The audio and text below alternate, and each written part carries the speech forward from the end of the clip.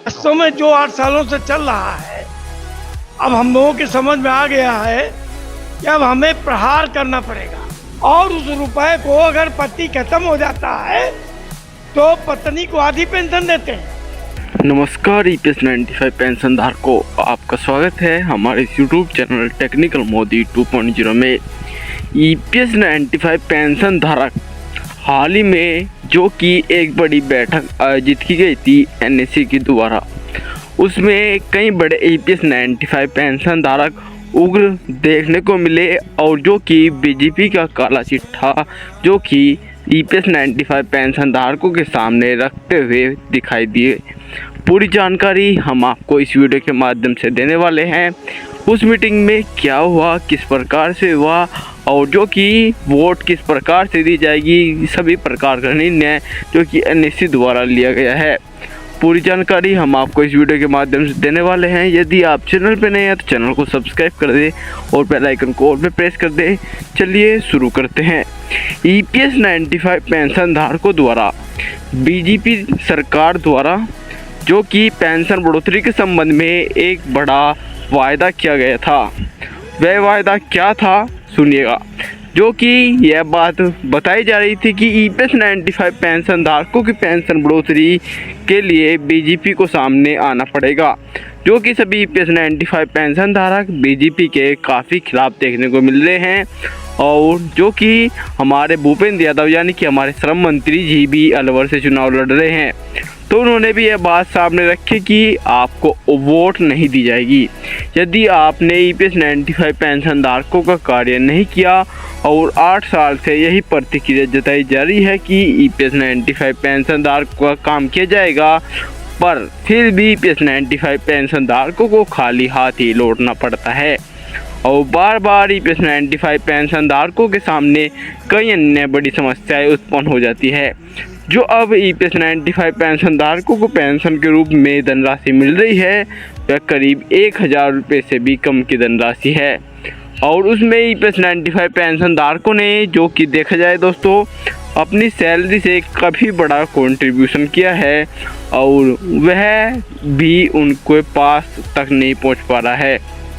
अब सरकार की सबसे बड़ी प्रतिक्रिया जताई जा रही है कि उन्होंने पेंशन को 3000 रुपये कर देने की बात की थी और यह वायदा किया गया था कि यदि चुनाव में जीत जाती है तो बीजेपी अब की बार 400 पार का नारा जो कि बीजेपी ने दिया गया है और यदि जीत जाती है तो वह 3000 रुपये प्रति माह के हिसाब से ईपीएस 95 पेंशन धारकों को भी पेंशन देगी। और जो कि उसमें पेंशन की बात की जाए दोस्तों, उसमें विधवा पेंशन धारक, वृद्ध पेंशन धारक और विकलांग पेंशन धारकों की भी पेंशन बढ़ाने की बात की गई थी और उसमें सभी ईपीएस 95 पेंशन धारकों की पेंशन को भी लेकर सवाल था। उन्होंने इस पेंशन को लेकर भी 3000 रुपये कर देने की बात की थी, पर जो कि ईपीएस 95 पेंशन धारकों ने इस बात को खारिज करते हुए सामने रखा कि अब जो कि सामने आएगा वह उसको वोट नहीं देंगे, जो कि बीजेपी के काफ़ी खिलाफ देखने को मिली प्रतिक्रिया।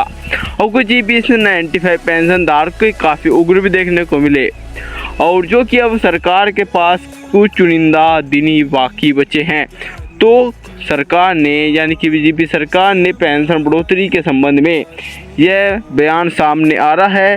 सूत्रों के अनुसार कुछ बातें बताई जा रही है।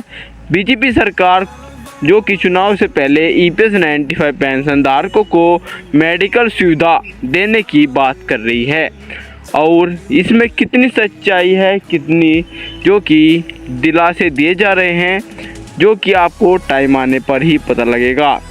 और जैसा जताई जा रही है कि ईपीएस 95 पेंशन धारकों की पेंशन बढ़ोतरी को लेकर जैसे कि चुनाव में आंदोलन चल रहे हैं और जो कि दबाव बनाया जा रहा है।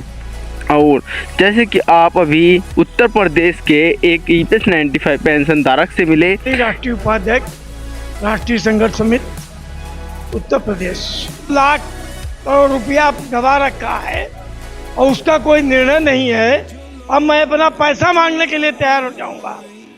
अब मुझे या तो नहीं करते हो तो मेरा पैसा मुझे वापस कर दो। जब मुजफ्फरनगर में अमित शाह जी का आगमन हुआ था, कुछ हाल ही में हुआ था, तब यह भी संजीव बालियान जी के साथ अमित शाह जी से मिलने के लिए गए थे और EPS 95 पेंशन धारकों की बात उनके सामने भी रखी और उनका कुछ बड़ी प्रतिक्रिया जो कि अब तक भी नहीं देखने को मिली थी और जो कि अब यह आशंका जताई जा रही है कि बीजेपी की तरफ से EPS 95 पेंशन धारकों की जो कि मेडिकल सुविधा है उसको मंजूरी देखने को मिल सकती है और जो कि सूत्रों अनुसार कई बड़ी जानकारियां और भी सामने आ रही है और हम आपको जानकारी देंगे एक और नेक्स्ट वीडियो में। जो तब तक के लिए जय हिंद जय भारत।